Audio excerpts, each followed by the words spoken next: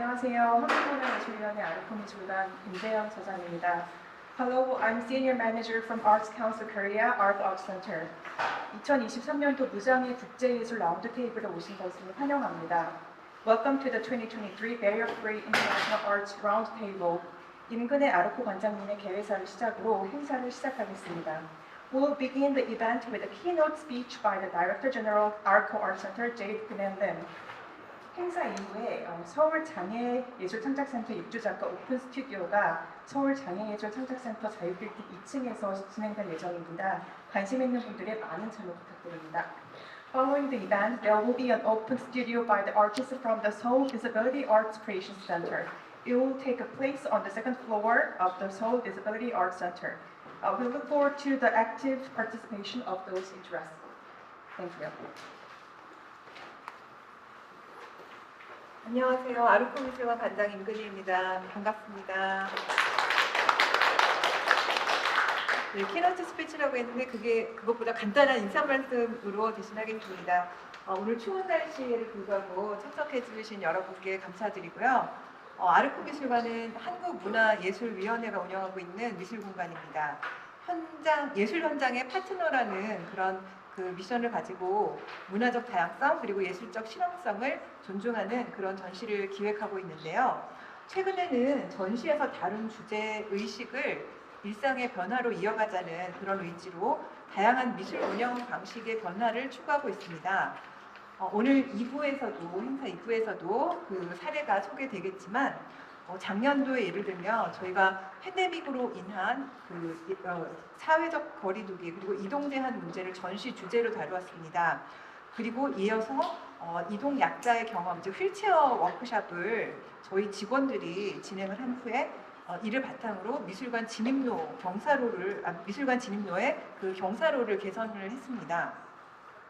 그리고 또 시각장애의 체험 워크숍 이후에 저희가 또 시각장애인을 위한 웹사이트를 개발하고 명함에 또 점자를 새겨넣기도 했는데요. 이런 아르코의 노력이 포용성, 다양성 그리고 접근성을 중심 과제로 삼고 배리어 프리에 대한 중요성을 인식하게 된 것은 최근 이제 불과 2~3년에 지나지 않습니다. 그렇지만 이런 논의와 연구가 꾸준한 실천으로 연결되어서 배리어 프리 사회로 우리가 나아가는 중요한 실험장이 되어야겠다라는 생각을 가지고 있습니다. 이번 행사에서 이루어지는 배리어 프리 창작 환경에 대한 논의는 내년도에 이제 저희 함께 해주시는 지역 문화재단과 함께 협업 전시 프로그램과 또 접근성 매뉴얼 제작으로 이어질 예정입니다. 이번 행사에 라운드 테이블 여기 참석해주신 발제자 그리고 또 토론자로 참여하신 여러분들께 정말 감사드리고요. 그리고 올 초부터 이번 행사를 함께 준비해주신 서울문화재단, 부산문화재단, 광주문화재단, 독일문화원, 주한독일문화원 그리고 캐나다 국립장애인 문화예술센터에 정말 진심으로 감사를 드립니다. 그리고 또 부산문화재단 생활문화본부장으로 이 행사를 또 제안해 주시고 전체 방향을 이끌어 주신 서상호 선생님께 감사드립니다. 끝까지 자리를 함께 해주시길 바랍니다. 감사합니다.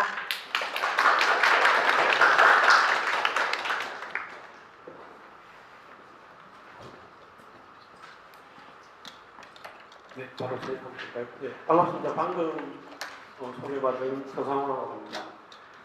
네, 오늘 장소가 이렇게 넓지 않아서 새로 비급수가 열릴 만큼가 다 이름을 바꾸면서 새로 이렇게 우리에게 다가왔습니다. 많은 분을 모시지 못해서 선착순으로 저희들이 모셨고요.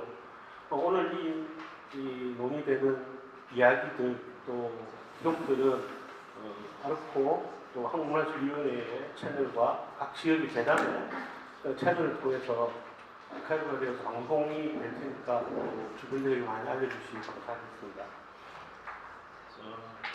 한국문화예술위원회는 작년부터 이렇게 배려프리에 관한 창작 활동에 대해서 공공예술 포럼들을 준비하고 있습니다. 올해는 아까 소개한 것처럼 한국, 독일, 캐나다의 기관 운영자, 장애예술에 관련한 전시 기획자, 당사성을 가지신 작가 이렇게 모시고 장벽 없는 여러 가지 사용과 운영의 방향 등을 오늘 이야기를 해보자 합니다. 라운드테이블은 1부, 2부로 나눠주는데요. 먼저 1부에서는 정혜원 광주문화재단 홍보장이신 광주장애예술인창작센터 보통을 운영하고 계시는 운영 사례와 그리고 방향 등에 대해서 말씀해 주시기 바랍니다. 그리고 박경민 저시공간 리플렛 기획팀은 장애 기획전 내가 사는 너의 세계 이 기획에 대한 경험과 여러 가지 이야기들을 해주실 것이고, 그리고 유다현 작가님은 이제 서울장애전략예술센터의 입주 작가이신데 최근 독일 베를린에서 열리는 페스티벌 장아인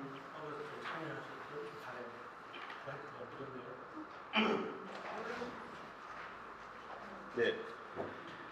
그리고 부산에서 부산문화재단에서 생각공과 옹거류와 경복궁 투구를 같이 운영하고 있는 강주영 대리님의 사례 이렇게 해서 1부가 진행될 것이고요. 그리고 브레이크타임을 가진 이후에 2부에는 아르코 미술관 큐레이터 김미정 선생님께서 진행되었던 미술관 적극성 전시 투유 당신의 방향, 그리고 유정석 캐나다 국립장애인문화센터 대표께서 이제 캐나다 장애예술의 환경과 이렇게 센터가 하고 있는 일들, 그 전반적인 내용들을 국내에 소개하게 됩니다.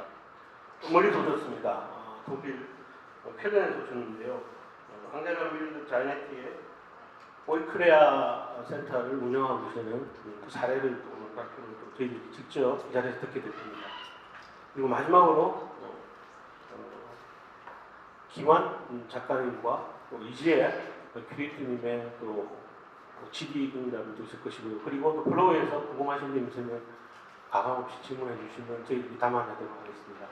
긴 시간이 좀 예상됩니다. 그래서 각 발제자분들 각 15분씩 주어져 있습니다. 사실 독일에서 오실 시간이 15분 짧습니다만 공평하게 각각 15분 시간 잘 지켜주시고요. 우리 아르코 관계자님께서 시간 체크해 주실 겁니다. 자, 그러면 바로 진행하도록 하겠습니다. 또 소개는 하시면서 본인이 바로 소개하는 게 시간을 좀 절약할 것 같아요. 제일 먼저 우리 박경민 선생님 순서에서 발표 준비되시면 바로 해주시면 되겠습니다. 본인 소개부터 하시면서. 네, 안녕하세요. 저는 전시공간 리플렛을 운영하고 있는 박경민이라고 합니다. 오늘 이런 자리에 초대해 주셔서 다시 한번 깊은 감사를 드리고요. 저는 지금까지 장애와 관련된 3번의 프로젝트를 진행을 했었는데, 첫 번째는 그 서울문화재단 산하의 그 서울시립미술관과 서울문화재단 산하의 창작센터들이 함께 연계한 워크숍 프로젝트, 그리고 한국장애인예술원에서 제안했었던 커뮤니션 프로젝트를 해서 이전에 2번의 그 장애예술 관련 프로젝트를 진행한 적이 있었고요. 오늘 소개해드릴 전시는 가장 최근에 예술의 전당과 서울문화재단이 함께 진행했었던 내가 사는 너의 세계라는 장애예술 기획전을 보여드리고 함께 사례를 나누고자 합니다. 이런 게 있네요. 네, 그래서 저는 이제 전시공간 리플렛에서 신진 작가들을 후원하고 기획전을 통해서 작가와 큐레이터가 함께 성장하는 작은 공간을 운영하고 있고요. 시청역에 있으니까 혹시 시간 되시면 이제 한번 방문 부탁드리겠습니다. 네. 이번에 진행했던 내가 사는 너의 세계는 헬렌 켈러가 1908년에 발표했었던 그 에세이집에서 영감을 받아서 제목을 붙여줬습니다. 이번에 예술의 전당과 그 서울문화재단에서 이제 공동으로 기획한 것은 처음이었는데요. 13기 장애예술 창작센터의 입주 작가들과 함께 전시를 진행했었습니다. 전시 영상을 보시면서 말씀드리겠습니다. 1908년 헬렌 켈러가 발표했던 에세이집은 다른 헬렌 켈러의 에세이들이 장애를 어떤 불편함이나 혹은 어떤 극복해야 할 대상으로 바라봤던 다른 에세이들과는 달리 그 장애를 가진 한 개인으로서 이 세상에 대해서 지각하고 감각하는 방식에 대해서 다룬 그 에세이입니다. 1908년에 발표했던 내가 사는 세계라는 그 헬렌 켈러의 에세이가 굉장히 흥미로운 지점은 우리가 꼭 눈으로 무언가를 보거나 귀로 들어야만 알 수 있는 세상이 아닌 그 자신이 느끼는 촉감 혹은 공기의 기운 그런 우리가 알지 못하는 다양한 감각을 통해서 세상을 인지하는 방법에 대해서 이야기하고 있습니다. 저는 이번 전시에서 어떤 장애예술의 그런 당사자로서의 예술 작가이기보다는 그 예술인 그 자체로서의 작가님들의 작품을 조망하고 대신 반대로 이 기획의 방향을 전체적인 어떤 관람자들이 어떠한 불편도 느낄 수 없게끔 모든 사람들을 위한 예술로서 기획의 방향을 설정하였습니다. 그래서 이 전시를 통해서 저는 차이가 아닌 어떤 다름으로써 우리의 세계를 각자 자신의 관점으로 바라보는 작가들의 작품을 공유하고 그 나와 그 또 다른 문화, 너의 만남을 통해서 벌어지는 경험의 충돌과 공존의 의미를 관찰하고자 했습니다.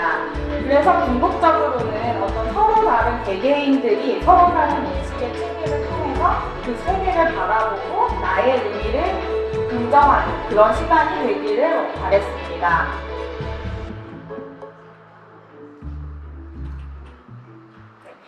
저희 전시 디자인은 렌티큘러의 이미지를 차용해가지고요.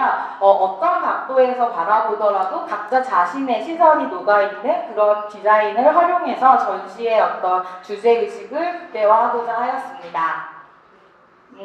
그래서 저희 이번 전시에서 사실 가장 조금 중요하게 생각했던 부분 그리고 가장 이제 공을 들였던 부분은 전시 관람의 방식에 있어서 좀 다양한 방식을 제안하고 기획자의 상상력을 통해서 지금까지 시도하지 않았던 혹은 시도했었더라도 조금 광범위하게 확산되지 못했던 다양한 베리어 프리 무장애 가이드 전시의 방식을 적용하였습니다. 크게 이제 5가지 방향이 있는데요. 하나는 오디오 가이드. 여기에서는 그 시각장애인용 해설을 적용한 전시 오디오 가이드가 적용되었고요.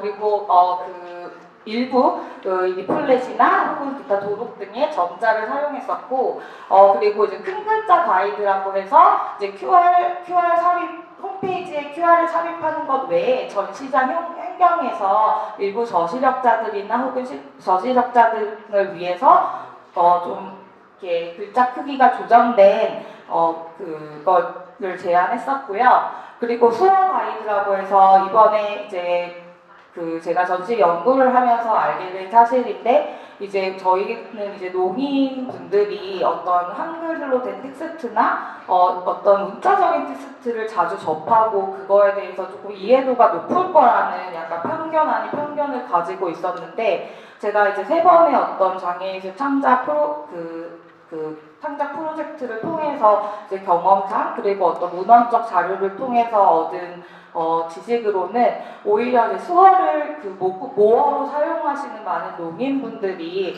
어떤 문자 텍스트를 이해하는데 어려움을 겪고 있다는 사실을 알게 되었습니다.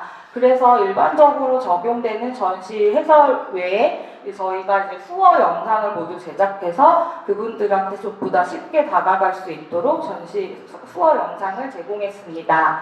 그리고 마지막으로 이거는 이제 전체적으로 이제 그 수어 영상이나 혹은 시각장애인용 해설 가이드 등 이제 전반적인 내용에 걸쳐서 큐레이터가 먼저 작성한 글 외에 그 쉬운 정보라고 해서 이제 발달장애인 분들 그리고 초등학교 4학년에서 5학년 그리고 한국어가 서툰 외국인 분들이 보다 전시를 쉽게 이해할 수 있기 위해서 쉬운 정보를 적용하였습니다. 그래서 각각의 사례를 좀 보면서 조금 더 자세히 말씀드리겠습니다. 저희는 일단 앞에 말씀드렸다시피 이제 예술의 전당 한가람미술관 7관에서 진행을 했는데요. 이 공간이 또 가장 선택된 이유 중에 하나는 가장 그 일체어나 이동성에 대한 접근성이 가장 높기 때문입니다. 그런데 이제 저희 이제 여기서 들어가 보시면 저희가 이제 밑에 하단에 그 노란색으로 이제 그 점자 블럭이 깔려져 있는 걸 보실 수 있을 텐데요. 일반적으로 사실 전시 공간이나 미술관에서는 점자 블럭을 적용하지는 않습니다. 왜냐하면 저 노란색이 저시력자분들을 위한 것이기 때문에 색깔 자체가 굉장히 좀 잘 인식되는 튀는 소위 말하는 튀는 색상이기도 하고 그렇기 때문에 어떤 작품 관람에 방해가 될 수 있는 요소로 적용이 되기도 하기 때문입니다. 그래서 저희는 사실 전시를 처음부터 기획하는 단계에서 점자 블럭을 전시장 안에 설치한다면 이거를 어떤 방식으로 해결할 수 있을까 여러 가지 방안을 이제 논의하고 그걸 실제 사례로 적용을 했는데요. 만약에 이 노란색을 다른 색깔로 칠한다면 어떨까? 그렇다면 어떤 문제가 발생할 것인가 미리 시뮬레이션을 이제 하나하나의 단계마다 모두 적용해 보았습니다. 예를 들어서 저 노란색이 아닌 뭐 회색이나 어떤 바닥의 톤에 가깝게 한다면 저시력자분들은 저것을 인식하기가 어렵고 오히려 저것이 이제 어떤 통행에 방해가 되는 요소가 될 수 있기 때문에 저 노란색의 색상은 유지해야 된다. 그렇다면 우리가 그 부분을 이제 어떤 디자인적인 전시 공간을 디자인하는 부분에서 활용할 수는 없을까 이제 고민을 해보았습니다. 그래서 저희가 총 컬러가 7개가 적용이 되어 있는데 각 작가님들마다 한 개씩의 색상을 매치하고 그 작가님들의 작품이 놓인 곳에 그 각각의 색상이 매칭돼서 쉽게 찾아볼 수 있도록 이제 디자인상에서 구현을 하였고요. 이거는 이제 홈페이지와 저기 전시장, 여기 리플렛에 모두 이제 동일하게 적용이 되어서 전시장 그래픽 안에서 이것들이 하나로 어우러지면서 또 각각의 분리된 객체로 이제 조형적인 요소이자 인식할 수 있는 부분으로 사용하도록 하였습니다. 그래서 저희 보시면 이제 그 각 작가님마다 1m 50cm에서 1m 정도의 각각의 패널을 설치했는데요. 그 패널의 색상과 그 점자 블럭의 색상을 동일하게 유지해서 이것이 지금 어떤 정보를 주는 기능을 한다는 것을 이제 공통적으로 이제 이야기를 하였고요. 그 패널 옆에 이제 QR로 접속할 수 있는 QR 코드 그리고 이제 수어 가이드 영상 그리고 쉬운 정보가 적용된 전시 텍스트를 제공하여서 모든 사람들이 조금 더 보다 쉽게 전시를 이해할 수 있도록 하였습니다. 사실 그 쉬운 정보라는 거를 저도 이번에 처음 전시에서 적용을 해보았는데요. 아무래도 이제 쉬운 정보를 적용함에 있어서 저희가 이제 발달장애인 분들이나 다른 분들한테 이제 여러 순차적으로 자문을 거쳐야 되기 때문에 일반적인 전시 기간보다 약 한 달에서 빠르게는 2달 정도 일찍 전시의 모든 콘텐츠를 마감을 하였고요. 그리고 이제 투어 가이드 영상의 제작 그리고 이걸 홈페이지에 이제 적용하는 과정에 있어서 전반적으로 이 쉬운 정보에서 나온 쉬운 문장을 가지고 일종의 통역과 번역의 절차를 거치기 때문에 전체적인 전시 일정에서는 약 빠른 부분 한 3개월 정도, 정말 늦은 부분은 한 2개월 정도 좀 빠르게 적용을 해서 이 전시는 개인적으로 처음 어떤 마감에 쫓기지 않고 미리 여유 있게 준비할 수 있었던 거의 최초의 전시가 아니었나 싶습니다. 네. 그래서 이렇게 이제 전시장 주요 스팟마다 저렇게 이제 노란색 정보를 적용해가지고 통일감 있게 정보를 주었고요. 근데 이제 그러다 보니까 어떤 작품 하나하나의 정보를 저희가 아주 자세하게 전달하기에는 어떤 전시 공간의 활용 측면이나 내용을 전달하는 부분에 있어서 좀 너무 길어지거나 좀 늘어지는 부분이 있어서 작가들의 전체적인 작품의 주제와 우리 이 주제와 전시가 어떤 연관고리를 가지고 있는지를 중심으로 압축적으로 전달을 하고자 했습니다. 그리고 이제 또 하나는 저희가 이제 오디오 가이드를 전시장에서 이제 제공을 하는 데 있어서 일반적으로 이제 오디오 가이드라고 하면은 이제 그거를 조금 전시 동선상 따라가면서 이제 조금 더 이해를 쉽게 할 수 있도록 적용을 하는데 저희는 이제 어떤 가상의 공간, 전시가 앞으로 일어나게 되는 공간을 미리 상상하고 거기를 이제 직접 따라가면서 시각 장애인 분들이 이 동선상 걸었을 때 어떤 위치에서 어떤 작품을 보게 될지 미리 상상해서 원고를 작성을 했는데요. 예를 들어서 이제 7발자국 앞에 그 전시장 서문이 있게 될 것이다 라고 저희는 이제 오디오 가이드를 미리 전시가 전시 설치가 이루어지기 전에 이미 모든 것을 녹음을 했기 때문에 어떤 현장에서 변동 사항이 생기더라도 어떤 작은 문제가 발생하더라도 그거를 그냥 변동하지 않고 그 시각 장애가 있으신 분들이 조금 더 편하게 전시를 관람할 수 있게 적용을 하였고요. 그래서 조금 일반적인 상설 전시에서는 일부 이제 저시력자용 이제 해설 가이드가 적용되는 사례가 있는데, 사실 기획 전시에 있어서는 뭐 준비 과정의 어려움, 그리고 어떤 현장에서의 변동 상황 같은 여러 가지 이유들로 적용이 조금 어려운 부분이 있었지만, 저희 좀 그 부분을 이제 미리 사전에 조금 더 꼼꼼히 면밀히 점검하고 어떤 뭐 길이 특정이라던가 혹은 전문가 자문 등을 통해서 가급적이면 최대한 원안을 유지하고 그 부분을 좀 제한할 수 있도록 이제 하였고요. 또 이제 그런 부분에 있어서 이제 아무래도 이제 이 예술의 전당이라는 공간의 특성상 미술 관계자인 전문가분들도 많이 찾아주시지만, 이제 공연 예술 관계자분들 그리고 일반 시민분들이 굉장히 전시장을 많이 찾는데, 그렇게 이제 좀 쉽게 적용된 오디오 가이드,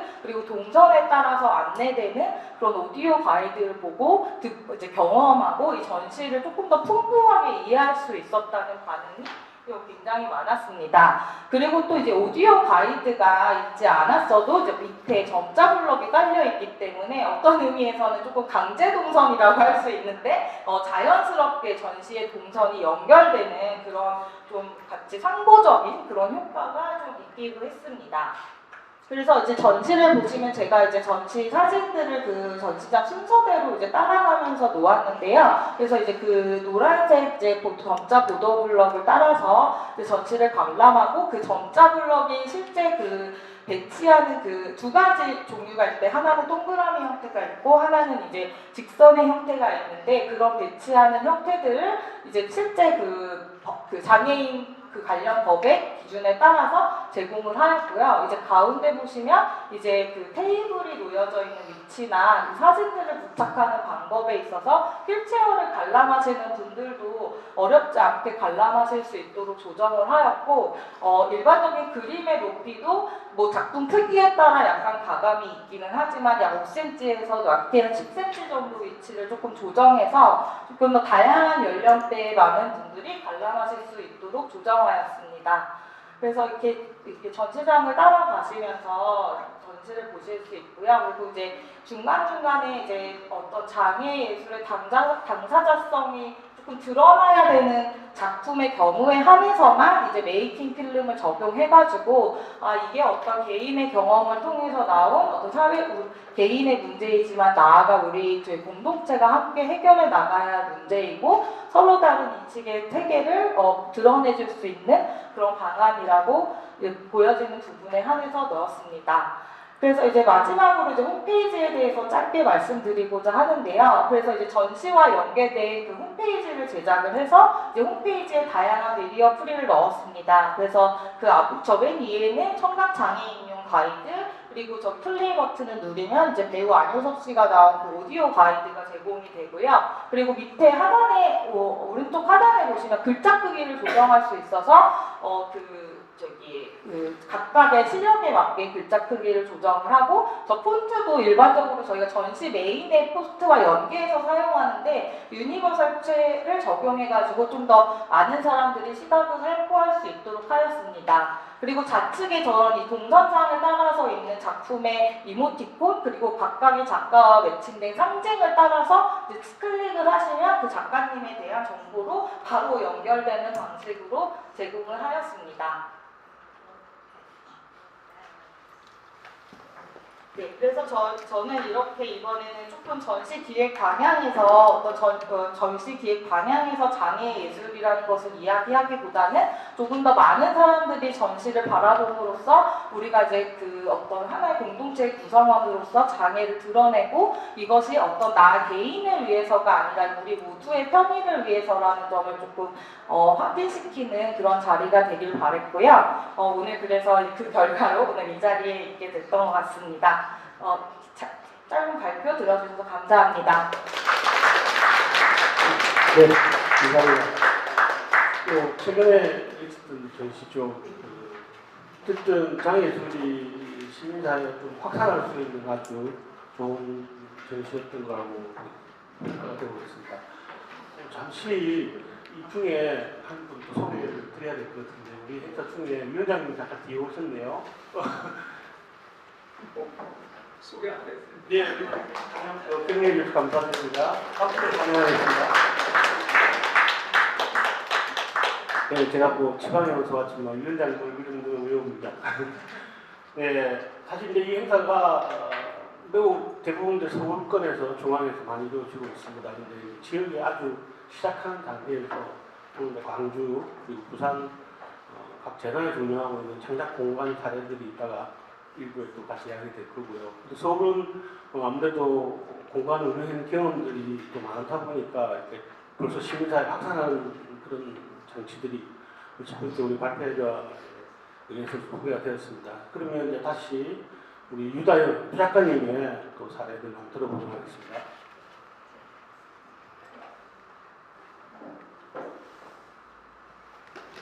네, 안녕하세요. 저는 서울에서 활동하고 있는 시각예술가이자 서울장애예술창작센터 13기 입주작가 유다영입니다. 저는 시각예술 범주 안에서도 사진과 설치 그리고 퍼포먼스 매체를 중심으로 작업을 진행하고 있습니다. 오늘 발표할 주제 페스티벌 편지 인 어거스트를 중심으로 최근 작업까지 소개하겠습니다.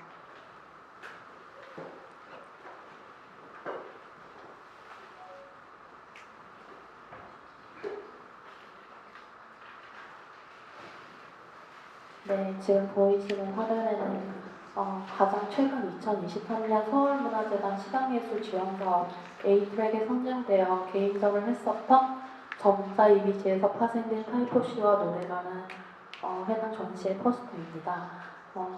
다음으로 해당 작업에 대해 간략히 설명하겠습니다. 네, 전시 전경의 일부 사진입니다. 현재 보고 계시는 사진 이미지들은 UV 프린트로 사진 이미지를 인쇄하고 그 위에 점자 언어를 레이어드하여 비장애인들의 전유물로 느껴진 사진 이미지 매체를 점자 언어와 함께 볼 수 있는 작업이었습니다. 앞서 보여드린 이미지에서 확대하면 왼쪽에서 두 번째에 위치한 작업을 확대하였는데요. 하나의 작업을 확대하여 보여드리면 앞에 전체 작품 이미지 중에서 좌측에서 두 번째 작업입니다. 보이는 것과 같이 사진 이미지 위에 점자가 무수히 많은 것을 보실 수 있는데요. 실제로 제가 한 장의 사진 이미지를 촬영하면서 문장 혹은 카테고리에 속하지 않는 혹은 시가 될 수 없었던 문장들을 타이포시라고 명명하고 즉 오르난시로 하여 그것들을 영문으로 옮겨 텍스트를 올린 작업입니다. 이 작업을 통해 우리가 장애 여부를 떠나 신체적 감각을 넘어본다는 것에 대한 본질에 대한 질문을 함께 보이지 않는 신체적 영역의 접점들을 충돌시키는 작업이었습니다. 이 한 장의 사진 이미지에 쓰여진 타이포시가 본 작업의 제목이 되었습니다. 화면에서 보이는 우측의 텍스트들은 작업의 제목입니다. 또 나아가 저는 사진 이미지의 촉감에 주목을 했습니다. 예전부터 저는 전시장에 걸려있는 사진들이 다소 낯설고 다가서기엔 신체적 한계와 무력감을 느낀 적이 있는데 이것은 제가 개인적으로 경험으로 생성된 하나의 사건으로 바라보고 이 작업을 시작하게 되었습니다. 그렇기에 점자를 만지며 피부로 촉감하여 도달하는 상상을 하였고 사진에서 전체 화면이 보이지 않지만 이 설치 작업물은 기획자 형태의 설치물로 광목천을 설치하여 광목천에 사진 이미지를 프린트하여 설치를 합니다. 반대편에는 이 사진에 대한 정보를 읽을 수 있는 점자도 광목천이 아닌 실제 사진 프린트에 쓰이는 캠퍼스천에다가 올렸고 160cm에 육박하는 이 설치물에 관객들이 들어가는 것을 의도하였으며 작업을 만질 수 있고 그 작은 공간에서 개인적으로 안정감 혹은 따뜻함을 느낄 수 있는 포옹하는 이미지를 사물의 형상을 표현하였습니다. 두 장으로 구성된 이미지는 실제로 작업의 접촉을 유도하기 위한 장치로서 존재하며 이 사진에 보이는 것은 제가 직접 사진을 걷어내고 있는 장면의 일부입니다. 그리고 두 번째 주제인 독일에서의 프로젝트를 간략히 소개해드리겠습니다. 2023년 한국장애인문화예술원 국제교류에 선정되어 독일 베를린에서 페스티벌 테임즈 인 어거스트에 참여하게 되었습니다. 이 무용 축제는 1998년 넬레 헤르클링이 서베를린에서 창립된 연례 축제입니다. 제가 관람한 이 작업 카르카사는 포르투갈어로 짐승의 시체, 해골, 도살한 짐승의 몸통을 의미하며 건물의 뼈대 혹은 배의 잔해를 뜻하기도 합니다. 먼저 이 공연에서 제가 감상했을 때 느낀 점은 인간의 신체가 장애, 비장애의 경계를 넘어서 움직이는 동시에 해체를 연상하는 몸짓과 사운드에서 많은 경험에 대해 질문을 던질 수 있는 아주 뜻깊은 계기가 되었습니다. 그리고 이 공연을 감상하고 제가 독일에서 작업을 새로 시작했는데요. 카르사카에서 영감을 받고 제작한 첫 작업은 선우 플러스 코드라는 작업입니다. 이 작업의 키워드는 다음과 같습니다. 실제 있었던 인물의 부재, 장소성, 시각 예술 안에서도 픽션과 논픽션, 그리고 시간 예술에 관한 이야기가 담긴 저의 새로운 작업입니다. 먼저 이 작업에서 등장하는 인물 선우는 저의 아버지입니다. 현재는 세상에 존재하지 않는 인물이지만 저는 이 인물에 대해서 시각적인 동시에 객관적으로 관찰하고 싶었습니다. 카르사카에서 인간이 동물의 주먹뼈를 연기하는 것이 저에게는 어떤 시각 매체로서 전달하고 고정되는 방법에 대해서 질문을 남겼고 그것에서 출발한 하나의 이야기는 바로 과거에 존재했던 인물 선우를 새롭게 베를린에서 그리는 일이었습니다. 저는 그리고 구글사에서 제공하는 플러스 코드, 그러니까 실제라는 주소보다 더 정확하고 세밀하게 지도에 도트 단위로 나눌 수 있는 이 세밀한 것에서부터 주머니의 어떤 상태 혹은 입자를 떠올리게 되었습니다. 숫자, 기호, 알파벳으로 구성된 8자리의 텍스트가 저 개인적으로 안정감을 주었고 존재하지 않는 것들에 대한 이야기를 포옹하는 암호의 방식처럼 느껴졌습니다. 그리하여 저는 베를린에서 매일 3에서 5km씩 거리를 걸으며 서로의 메시지와 흔적을 찾기 위해 사물과 풍경 그리고 인물의 제스처들을 자세히 관찰하고 사진 이미지로 기록하였습니다.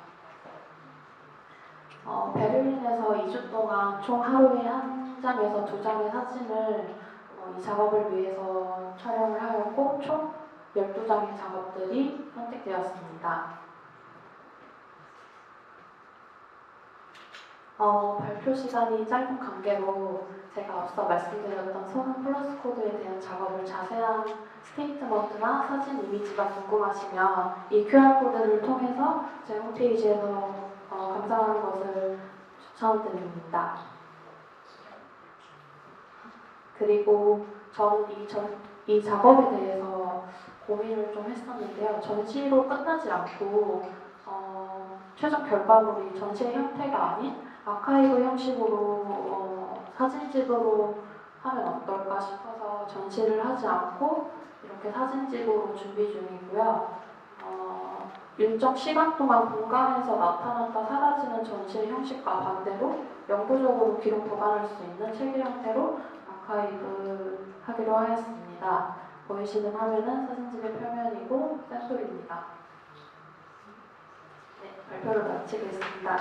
감사합니다.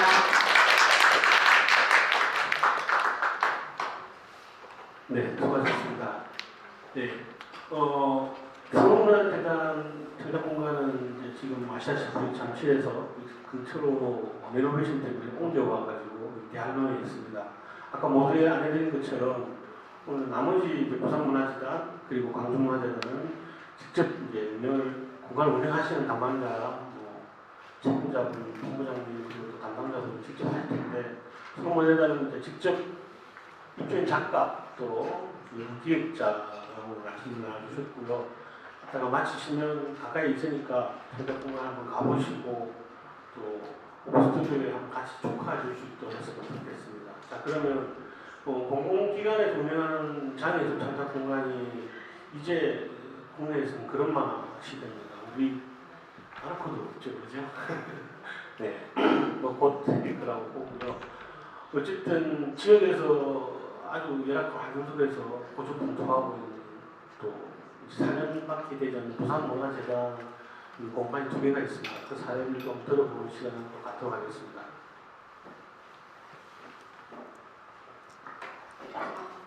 네, 반갑습니다. 저는 부산문화재단에서 지금 현재 장애예술 관련된 사업을 담당하고 있는 부산문화재단 문화보훈팀 강주형이라고 합니다. 일단 간단히 저는 이제 장애인 문화예술 지원 사업을 21년도부터 이제 좀 담당을 했었고, 그 전에는 뭐 통합문화이용관이라든지 이제 고령층들의 뭐 문화 향유라든지 이런 좀 전반적으로 문화 소외계층에 대한 좀 사업들 좀 주로 좀 많이 주관을 해왔었습니다. 그 무장애 창작 환경 시간을 위한 시도와 여정이라고 해서 사실 타이틀 좀 거창하게 좀 잡아보긴 했는데, 어쨌든 서성 모더레이터께서 설명해 주셨던 것처럼 이제 궁극적으로 무장애 창작 환경 조성을 이제 좀 목표로 했을 때 이제 문화예술을 지원하는 이런 좀 공공기관에서 좀 어떤 다양한 지원들을 좀 시도하고 있는지, 그리고 또 어떤 그 좀 지역들에서는 또 도전하고 있는 이런 것들에 대해서 부산의 사례를 좀 간단하게 설명을 드리도록 하겠습니다.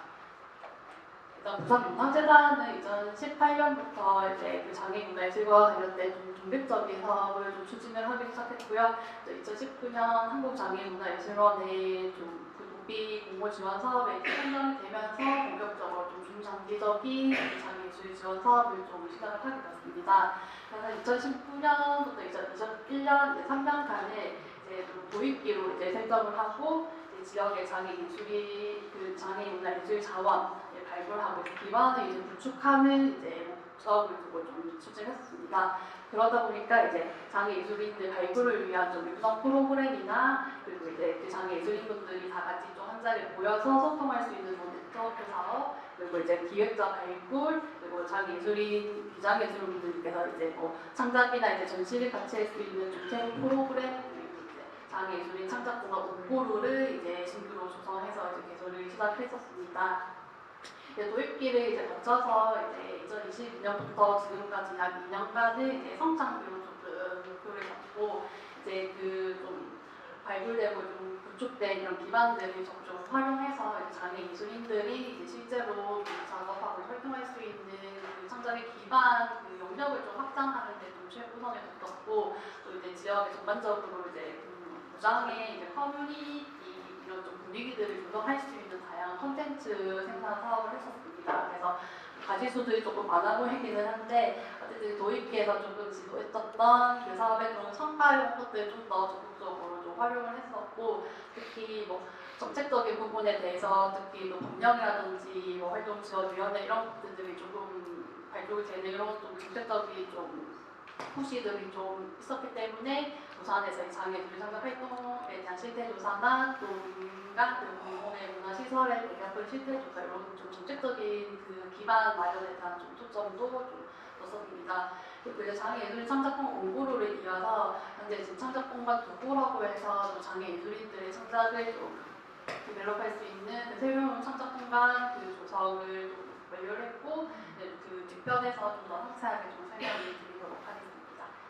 장애예술 발굴과 지원을 위한 좀 조력이라는 이제 단어를 썼는데, 조력이라는 단어 자체가 좀 가지고 있는 의미가 이제 이 관계를 형성하는 이 두 개의 주체나 이제 개체들이 이제 수평적인 사실 그 관계를 형성하는 것보다는 이제 약간 수직적인 이제 관계를 좀 형성을 해서 어쨌든 그 특정 그 예술가분들이 이제 아마추어 예술인분들의 좀 역량을 이끌 수 있는 교육이라든지 그리고 아니면 지원 사업들을 좀 많이 진행했었습니다. 그래서 저희가 이제 장애예술의 육성과 장애예술 청년 공부를 좀 중심으로 설명드리려고 하는데요. 아무래도 도입기에는 이제 그 장애예술인을 이제 사실 창작자의 개념보다는 문화 다양성 관점에서 조금 그 문화예술에 비제되어 있는 그 대상으로 조금 초점을 맞췄었기 때문에 이분 장애예술인들은 좀 특화서 장애예술인들 창작이나 이런 작품들이 절대 뭐 뒤떨어지지 않는다라든지 상당히 좀 특별하다 이런 쪽으로 좀 강조를 뒀었습니다. 그래서 이때 아무래도 좀 장애인들은 전반적인 시혜적인 좀 해석이라는 태도들이 조금 많았었기 때문에 이런 것들 좀 해소하는 게 좀 필요하다고 좀 목표를 잡았었고 특히 이제 이때 이제 재단과 이제 비장애 예술인들 그리고 이제 장애 예술인들 관계가 아까 설명드렸던 것처럼 조력자로서 이제 그 창작을 도우는 이제 관계를 좀 형성을 했었습니다. 그래서 이제 장애 예술인 창작공과 홍보를 이제 개소해서 이제 공간에 대한 공간 지원과 역량 강화 프로그램 그리고 그 비장애 예술인들이 이제 그 장애인 창작자들의 좀 전문적인 예술 교육을 하는 그 사업들을 좀 중점적으로 진행했습니다. 그 장애예술인 육성 프로그램 같은 경우에는 저희가 2019년부터 21년까지 총 3년간 연속적으로 좀 장기 프로젝트를 진행했었고 말 그대로 이제 아마추어 장애예술인이나 이제 창작자로서 활동을 좀 희망하는 장애인분들 발굴을 해서 부산에서 굉장히 활발하게 활동하고 있는 비장예술인분들을 이제 강사로 이제 발굴을 해가지고 이분들을 이제 교육을 이제 진행할 수 있게끔 매칭을 했었습니다. 그래서 총 이제 고용 연극 그리고 사양극 오케스트라 이런 구성을 구성을 해서 이제 4개 팀이 이제 구성이 됐었고 이제 한 팀당 장애인분들이 4-5명 그리고 비장애의 강사님들도 이제 물론 그 정도의 좀 1대1 비율을 맞춰서 팀에 이제 구성을 했었고 이제 매년 한 팀당 30배에서 40배 정도의 좀 꾸준한 이제 교육들을 진행을 했었습니다. 그래서 이런 전문 교육뿐만 아니라 장애 비장애 참여자들에 대한 역량 강화 워크숍 그리고 이분들의 3년간의 이런 육성 교육을 한 성과 이런 결과들을 좀 선보일 수 있는 쇼케이스들 그리고 기록 다큐멘터리 이런 것들을 좀 진행을 했었습니다. 이것들이 이제 활동하는 육성 프로그램 진행하는 교육 장면이라든지 역량 강화 프로그램 이런 좀 활동 사진들을 좀 첨부를 했고요. 그다음에 저 쇼케이스 때 이제 무먼트 프로젝트 도로시라고 해서 이제 현대 무용을 하는 이제 팀들이 이제 무용을 했었고 연극 극단에서 이제 사업들을 진행했었습니다. 두 번째 이제 창작공을 이제 장례 창작공과 오크로라고 해서 2020년 11월에 이제 정식적으로 개소를 했었고 서울에서 오랫동안 운영됐었던 장수희 창작 스튜디오를 이어서 이제 전국 두 번째로 이제 장애 예술인 전용 창작 공간이 이제 개소됐었습니다. 그래서 시각, 공연, 문화, 이제 미술 이렇게 좀 여러 64명이 이제 공부를 거쳐서 좀 다양한 작업들을 좀 같이 진행했었고 말 그대로 창작할 수 있는 공간을 이제 지원하고 이제 역량 강화 워크숍, 기획 전시, 그리고 광주문화재단에 있는 공주센터와 이제 교류전 한다든지 어쨌든 장애 예술인분들에 대한 좀 발표를 할 수 있는 기회를 제공하고 어쨌든 안정적으로 창작할 수 있게끔 대한 좀 2차적인 지원들을 좀 했었습니다. 이것도 이제 온보로 이제 사진이고 이제 저희가 공간 크기가 자부관은 5평에서 15평 정도 각색이기 때문에 사실 단체 단위로 이제 입주해서 창작 활동을 하시는 경우도 있고 상시적으로 전시라든지 그리고 좀 다양한 이제 사업 페스티벌이나 행사들을 좀 공간 안에서 이제 장애예술 주제로 좀 많이 진행을 했었습니다.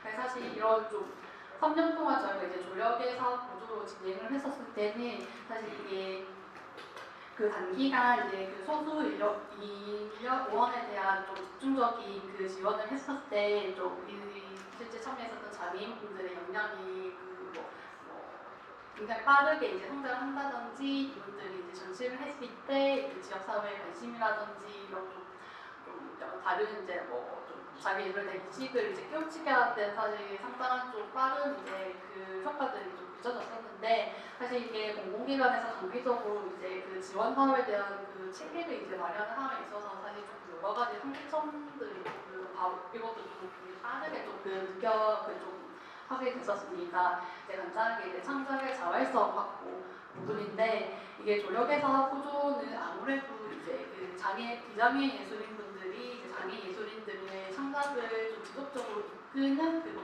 있는 교육을 시키는 이런 좀 관계 구조다 보니까 이제 이 장애 예술인분들께서 이제 실질적으로 이 협업 프로젝트가 지원이 끝난 이후에 이제 독립적이고 좀 자발적인 창작 활동을 하실 수 있는 그런 환경 자체가 아직 마련이 되지 않았고 그런 지원드 사업들이 좀 할 수가 없는 그런 좀 아쉬운 상황들이 있었고 그 한편으로는 또 비장애 예술인 분들도 어쨌든 이 장애 예술인 그 장애 창작자에 대한 좀 책임감 이런 것들에 대한 좀 여러 가지 부담들이 느끼시기도 했었고 그래서 좀 창작의 자발성 확보 이런 것들이 조금 힘들었습니다. 이제 두 번째는 이제 장애 예술 그 문화의 고립성인데 아무래도 좀 사회 전반적으로 장애인에 대한 좀 인식들이 긍정적이지 못하다 보니까 이게 장애 예술 씬에서도 그런 것들이 좀 명확하게 이제 그 나타나는 현상들이었는데 사실 이제 그 자기 비장을 떠나서 이제 장애 예술인분들과 이제 그 협업이라든지 뭔가 여러 가지 창작의 뭐 작업들이 진행을 할 때 그 예술가들에 대한 그 기준점 이런 것들이 사실 그 작가의 뭐 창작의 역량이라든지 뭐 그러한 이력 이런 것들보다는 사실 장애인에 대한 장애인과의 활동이 있느냐 없느냐에 따라서 좀 이런 것들을 좀 차단하고 이제 뭐 같이 소통을 하지 않으려고 하는 좀 그런 약간의 좀 폐쇄성 이런 것들이 좀 많이 느껴져서 저희가 이런 것들을 어쨌든 지역의 장애 예술인이나 장애 예술과 관련된 경험을 하는 좀 인적 자원들이 사실 좀 없었던 것들 이런 것들이 좀 같이 이제 연계돼서 좀 다양한 좀 한계점들이 좀 느껴졌었던 것 같습니다. 이런 도입기를 거쳐서 저희가 좀 아까 한계점들 좀 보완하려고 했었던 부분들이 이제 협력의 구조로 좀 더 나아가보자는 부분이었는데 이제 포용적 예술을 실천하기 위해 협력이라는 타이틀로 좀 진행을 했었습니다. 이게 그 장애 예술인 중심으로 이제 예술적 표현의 다양성, 그리고 포용적 확산, 그리고 이제 장애 비장애 예술인분들이 그 수평적 공존한 입장에서 이제 그 창작을 이제 그 교류를 하고 또 이제 아까 말씀드렸던 지역의 이제 포용 예술이나 장애 예술과 관련된 경험을 이제 하는 인적 자원들을 좀 많이 이제 확보를 한다라는 그 개념으로 진행을 했었습니다. 이것도 마찬가지로 이제 비장애 예술인분들과의 이제 협업과 이제 아까 말씀드린 창작 공간 이 거점을 진행하는 그 현재 진행 중인 사업들에 대해서 간단하게 소개해드리도록 하겠습니다. 그 장애 비장애 예술인 그 협업을 높은 코드라고 하는 거는 그 말 그대로 지금 좀 언급되고 있는 장애 예술 지원에 대한 좀 간접적인 틀 그리고 좀 시혜적인 관점에서 좀 더 탈피를 해서 장애 예술인분들의 그런 창작이나 이런 활동들을 우리가 좀 그런 것들을 충분히 창작으로 해석하고 이것들을 작품으로 좀 승화시킬 수 있는 그런 매개자들을 좀 발굴해서 이분들과 좀 소통을 하고 이런 계기들이 장애 예술인들의 창작 역량이라든지 더 많은 장애 예술인분들의 창작 활동을 이끌어낼 수 있을 것 같다라는 이제 그런 좀 여러 가지 좀 기대와 가능성들을 조금 염두를 해두고 협업을 진행을 했습니다.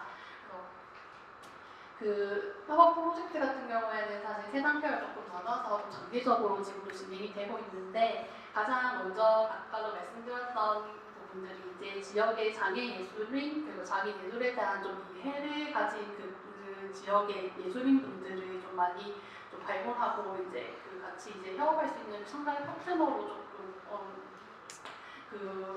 확보를 하는 게 사실 제일 중점적인 목적이었습니다. 그래서 그 비장애 예술인분들을 대상으로 이제 장애 예술에 대한 관심이라든지 이런 부분에 창작 협업을 희망하는 비장애 예술인분들 9분을 저희가 이제 모집을 해서 그 10회차 정도 장애 예술과 관련된 다양한 이제 좀 선진 사례라든지 그 서울에서 좀 활발하게 되는 사례들에 대해서 좀 전문가분들을 모셔서 그 강연을 좀 진행을 했었습니다. 그래서 이 강연에 참여한 비장애 예술인분들과 이제 새로 좀 협업을 희망하는 장애 예술인분들이 이제 함께 이제 공간의 기반으로 이제 협업을 할 수 있게끔에 대한 전반적 프로세스들을 좀 지원을 한 게 이제 두 번째 단계고요.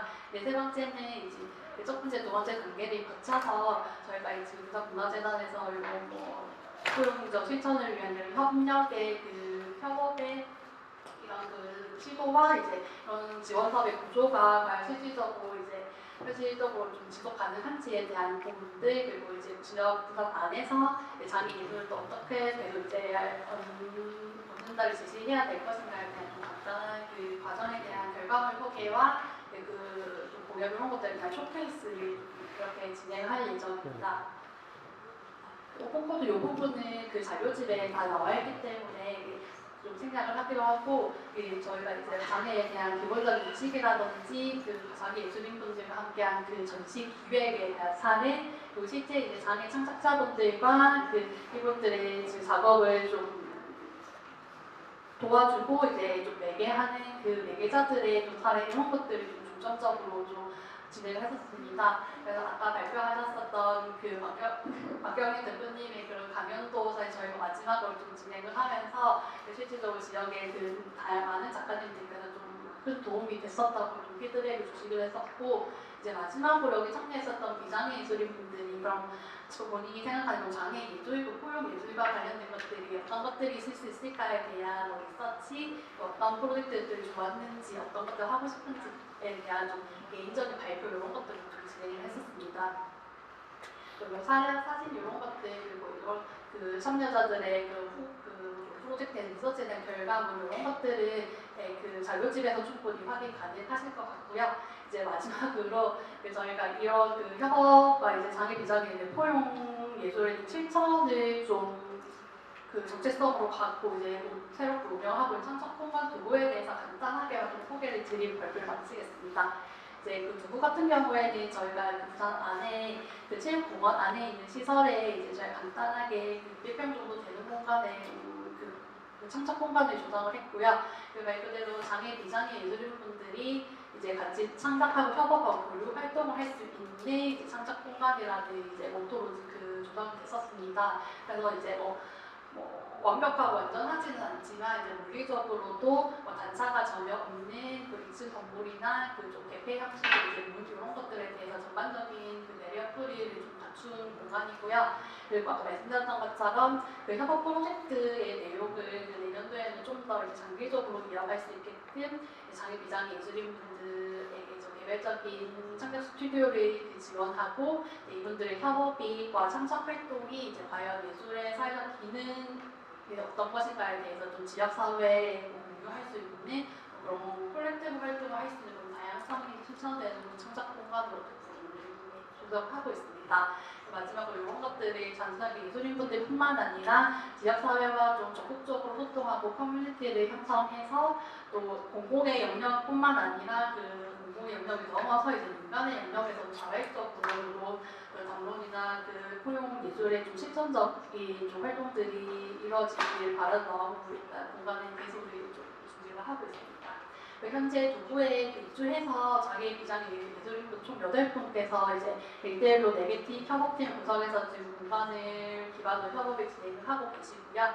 간단한 그 두부에 대한 그 전경 그리고 공간에 대한 소개입니다.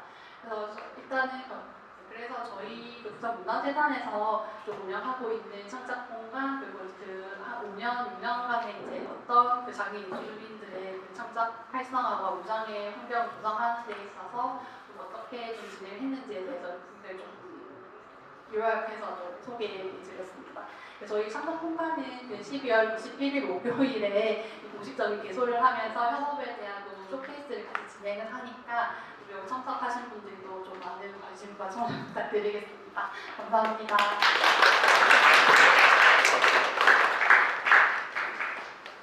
네, 시간 조금 지났죠. 시간 체크 부탁드립니다. 제가 부산 사람이라가지고 이제 직원이 돼서 말을 못해 계속 눈치를 줬는데 네, 시간을 지키라고 있는 겁니다. 네. 그 마지막 깨알 홍보까지 네. 잘 들었고요. 네, 뭐 어쨌든 제가 본인이 좀 직접 강연을 했던 일들이고 사회스럽게 이렇게 두 두 개의 공간을 실험하고 있고 그 많은 것들이 실패할 확률을 많이 가지고 있는 공간입니다. 부산 사례가 좀 실패되는 걸 보시고 이 오신 타 지역 재단 관계자분들 계시는 걸로 아는데 좋은 공간을 다시 다 만드시기 바라고요. 자 그리고 이제 마지막으로 일부에 정혜원 소통센터 그렇죠. 본부장님께서 발표를 해주시겠습니다. 그렇게 이제 한 1년 정도 올해 2년 차입니다. 보존이. 근데 위치는 끝내줍니다. ACC 강주가 자랑하는 지역의 장소이자 많은 문화예술의 공모적인 ACC 바로 옆에 있고요. 호텔 근무가 같이 되어 있고 아주 공간도 좋고 있습니다. 그래서 고정 분투하고 계시는 우리 광주 우리가 부산에 손을 잡고 영원한 과학을 염했을 때 서울까지 왔습니다. 오늘 좋은 날 좀 들어보도록 하겠습니다. 네, 소개받은 정혜입니다.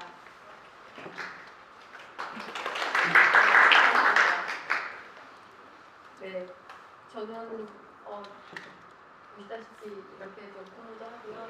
전남대 문화전문대학원 박사 과정을 진행 중에 있습니다. 그리고 저는 그 문화예술 관련돼서 문화 정책에 대해서 관심이 좀 많고요. 네, 제 목소리 좀 작다고 계속 그래야 된다. 제가 원래 목소리가 좀 작은 편이어가지고요. 네, 귀 기울이셔야 될 것 같습니다. 네. 네네.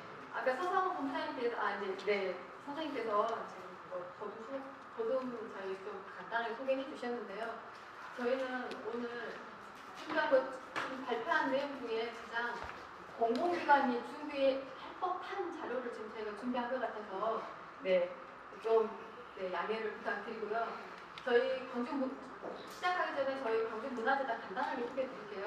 저기 남도 저기 밑에서 올라왔기 때문에 소개 간단하게 드리겠습니다.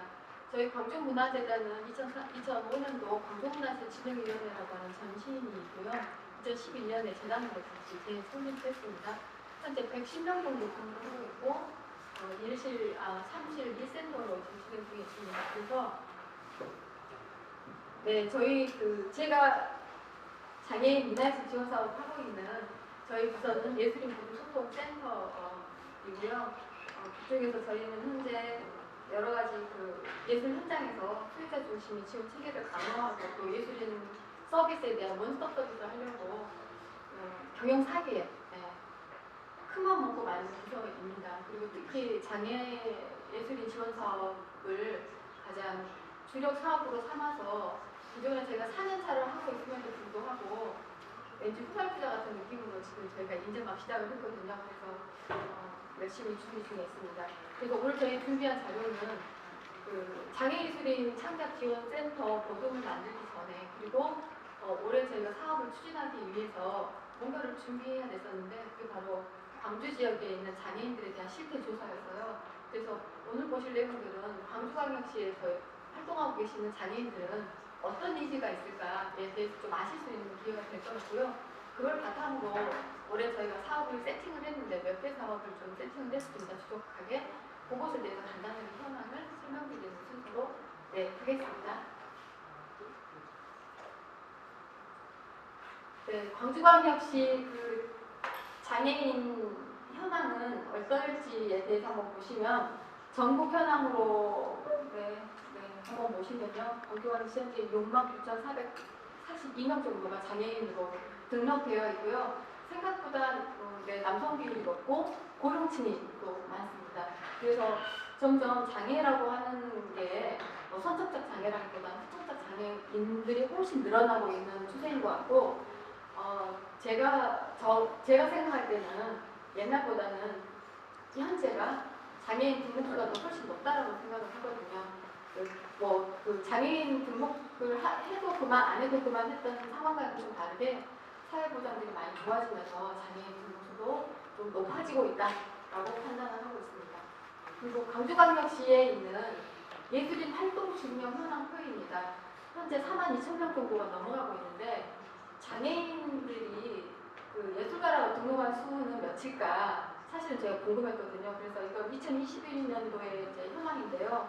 저희가 2022년도에 예술활동 증명을 받은 예술가들은 몇 명일까 찾아봤습니다. 예술활동 증명을 완료한 장애인 수는 89명이었습니다.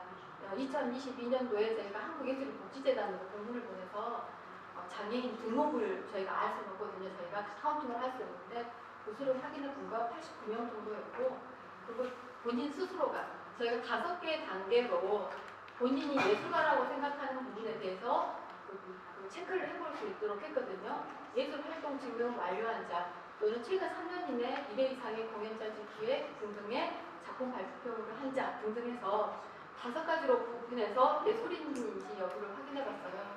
그랬더니 160명 정도로 내외가 추정됐습니다. 저희가 약 6만 명이 넘고 7만여 명이 되는 그 장애인 수 중에 예술인이라고 스스로 생각하는 그 장애인들은 많지 않았다는 게 조금 놀라웠는데, 왜 그랬을까에 대해서는 사실은 그만큼 이렇게 장애인으로 등록해서 활동하고 장애예술로 등록해서 활동하고 있는 장애예술가들이 적다. 그리고 스스로 장애예술가라고 드러내놓지 않고 활동하지 않은가라고 판단하고 있습니다. 이런 지원 근거들을 갖고 있고요. 저희가 여러 가지 실태조사 결과 정책 수요 등에 대해서 확인을 좀 해본 거는 넘어왔습니다. 주요하게 활동하고 있는 것들은 어떤 장르가 있는지 알아보니까요. 가장 많은 게 미술이었고, 그 다음에 음악, 문학, 순이었습니다. 가장 지역 예술가들뿐만 아니라 광주광역시에 있는 예술 장르 비장애 예술가들도 이런 현상이고요. 장애 예술가들도 유사했음을 제가 알 수 있습니다. 그리고 예술활동 계기를 보면요. 여기에서 저희는 이번 저희가 사업을 세팅할 때 복지기관과 MOU를 했습니다. 저희 광주광역시에 있는 7개 기관과 MOU를 했는데요. 예술활동을 할 수 있었던 계기는 어디였냐고 물어보니까 본인이 생활하고 있는 생활 주변에 근접해 있는 복지기관이었습니다. 그쪽에 있는 예술 프로그램들을 체험함으로 인해서 예술가로 성장했다라고 스스로 생각하시는 장애 예술가 분들이 많으셨습니다. 그리고 본인이 전문 예술가로 성장할 수 있는데 도움을 준 사람은 누구냐라고 물어봤을 때 45.6%가 스스로라고 하셨습니다. 그래서 예술가로 스스로 자기가 선택해서 예술가가 됐다라고 말씀해 주신 장애인분이 많으셨고요. 교육 부담률에 대해서 물어보니 거의 개인 부담률이 높으셨습니다. 그리고 전문예술 교육을 받는 데 있어서 고충에 대해서 물어봤더니 여러 가지 교육기관의 부족을 말씀하셨고, 접근성에 대한 부족, 특히 광주광역시 같은 경우는 배리어프리 공간이 대단히 적습니다. 그리고 그 공공시설 또는 문화시설들이 되게 노후화돼서 그 이후에 교보수를 했음에도 불구하고 속속들이 모든 장애인분들이 휠체어를 타고 접근하기는 대단히 불편한 그런 공간들이 많은 상황인 것은 인정해야 될 것 같습니다. 그리고 중요하게 또 예술활동에 대한 목적을 물어보니까요. 나의 행복을 추구하기 위해서가 47.6%였습니다. 그래서 나는 예술가로 스스로 성장하도록 본인이 선택을 했고, 가장 중요한 것은 나의 행복 추구다라고 말씀을 해주셨고요. 그 다음에 이익수지로 무엇이냐고 물어봤을 때 장애라는 한계를 넘어서기 위해서 나는 예술을 선택했다, 예술활동을 선택하고 있다라고 답변을 해주셨습니다. 그리고 이제 그 장애예술인들은 개인이 활동하기 대단히 힘드세요. 본인 스스로 어딘가를 나가시기도 힘들고요. 그래서 왜 협 단체 가입을 했는지 여부를 물어보니까요. 전체적으로 71.8%가 가입을 해서 활동하고 계셨습니다. 그리고 왜 했느냐고 물어봤을 때 공연 전시 발표 기회 확대를 위해서였습니다. 그러니까 스스로 개인전이나 공연 발표를 하기 위해 기회조차 얻지 못하고 있었음을 인지할 수 있었고, 그것들을 협단체에 의해서 그것들을 이루어내고 있었습니다.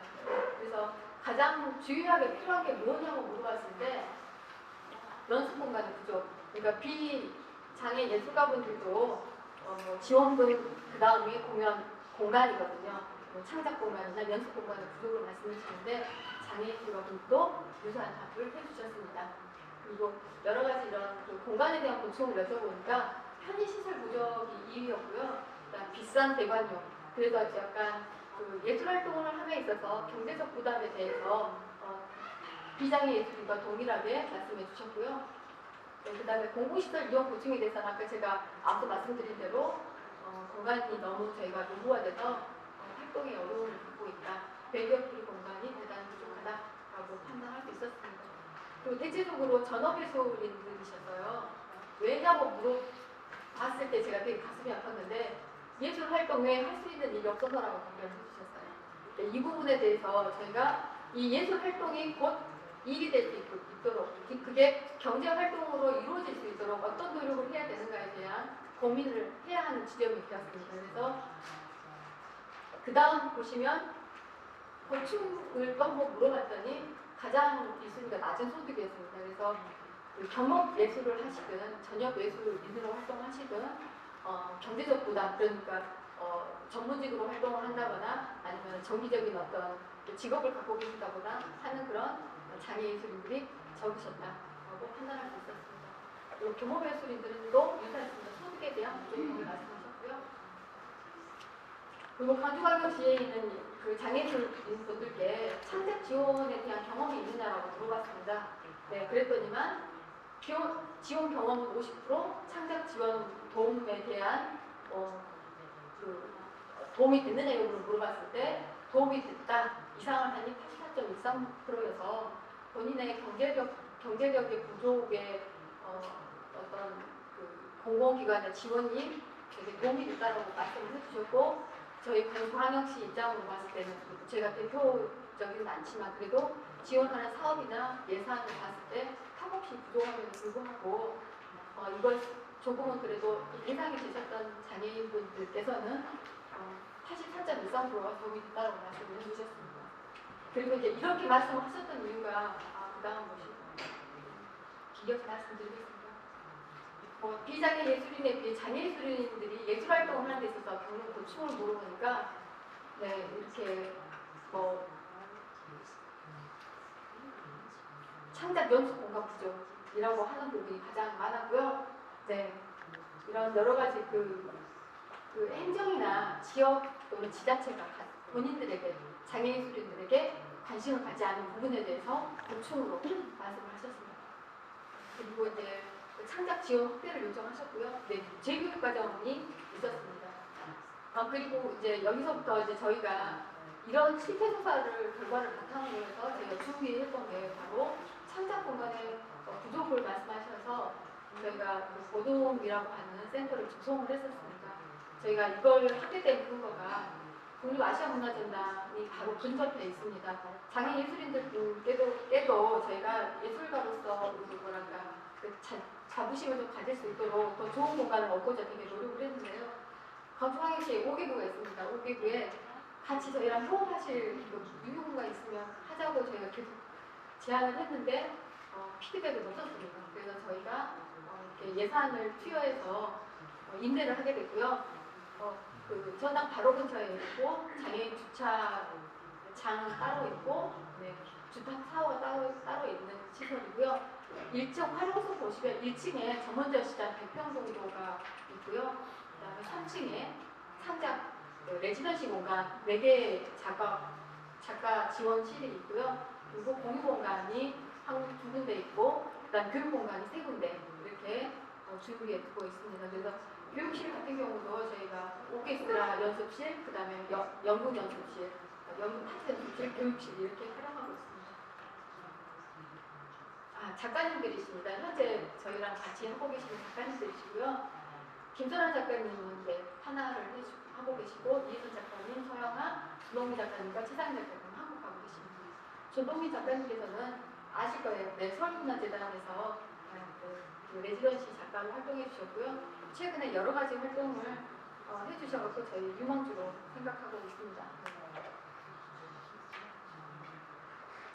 이제 저희 아까 부산에서도 말씀하셨는데 부산에서 세계 장애인 대회 교류 전시 같이 또 해서 즐거운 시간 같이 했고 의미를 쌓았고요. 그리고 저희가 올해 해년마다 이렇게 그 예술라이트 페스티벌이라고 해서 레지던시 작가 전시를 1층 전시장에서 합니다.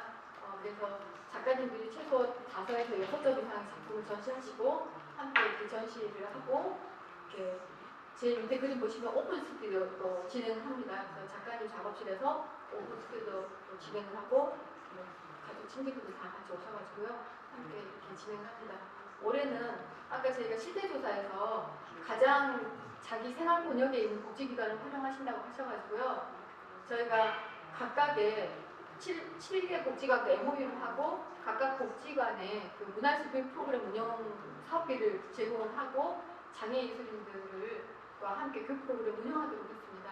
그렇게 해서 이렇게 저희가 지금 현재 연습하는 공간으로 활용하기도 하고요. 보듬인데요. 보듬에서 연습 공간을 그 장애인 복지관에서 활동하시는 그런 오케스트라 가서 진행하시기도 하고요.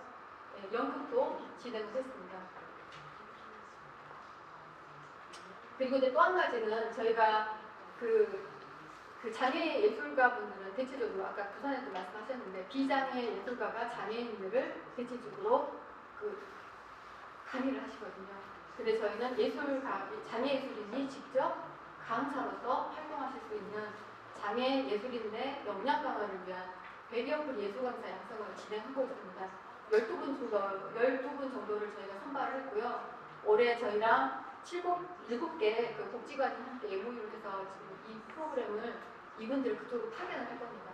그래서 비장애인을 대상으로 한 예술 교육 프로그램을 운영할 수 있도록 12월에 지금 7일날 첫 번째 프로그램이 돌아가는데요. 그걸 올해 진행을 하고 있습니다. 그래서 어떻게 보면 10대 조사를 안고 여러 가지 프로그램을 해보고자 진행하고 있습니다. 방금 말씀드린 MOU 처방을 하고 이런 프로그램들을 각 거점에서 하고 있습니다. 네.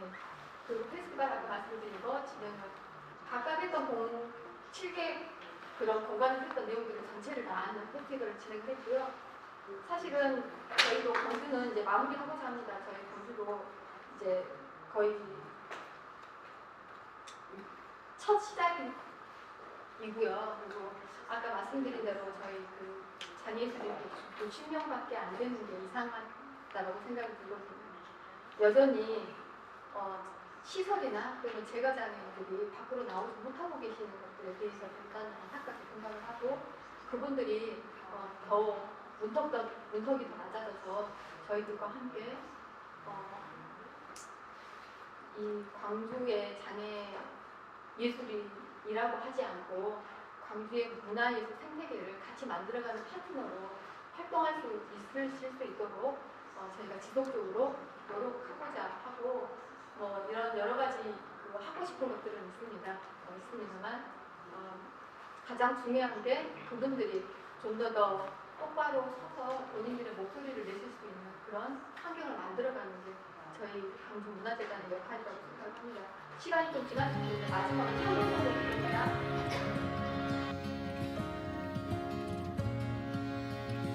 우리는 어떤 예술을 할까요? 저는 광주광역시 시각장애연합회 소속 신종형입니다.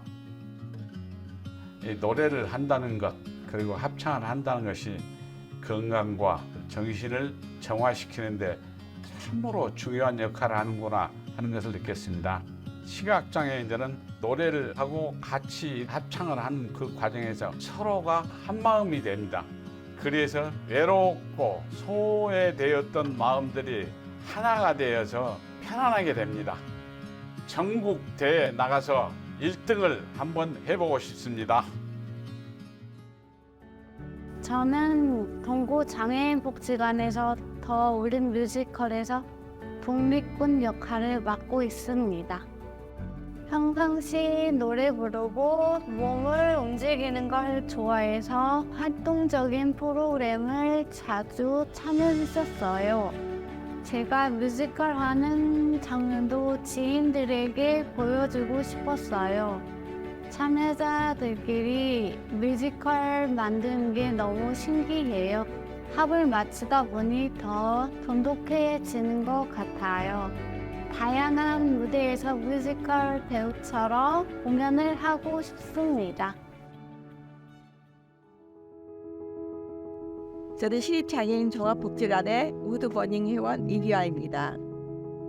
오래전부터 우드버닝을 간절히 해보고 싶었는데 이렇게 하게 되어 너무 기뻤어요. 작은 작품이라도 완성하면은 내 자신이 정말 대견스럽고 또 작업하는 동안 정말 재밌고 즐거웠어요. 우드버닝 하는 날만 기다려져요.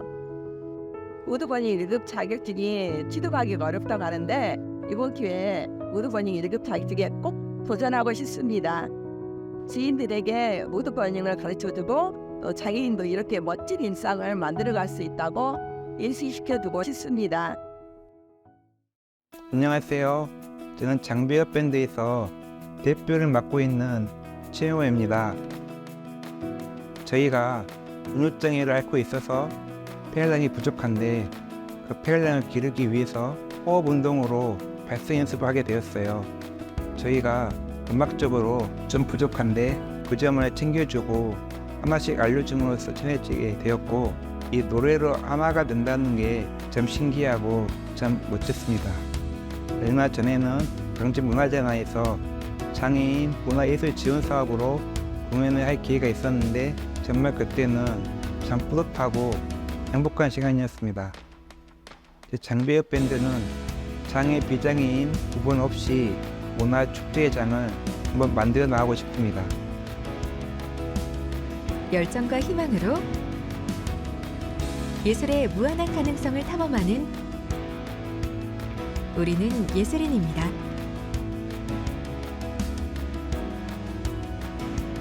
장애예술을 사랑하는 모두를 위해 광주문화재단이 함께합니다.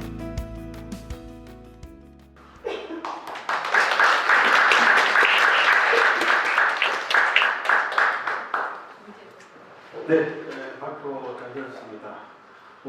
다른 시간 주셔가지고 정확하게 서로 시간을 보완하면서 마쳤습니다. 오늘 약 한 10분 정도 휴식을 취하고요. 지금이 3시 5분이네요. 3시 15분에 다시 이 자리에 모여서 이제 공부 행사를 진행하도록 하겠습니다. 끝까지 자리 인사하지 마시고 이후에 더 재밌는 이야기가 더 많습니다. 자, 그럼 지금부터 휴식을 가지도록 하겠습니다.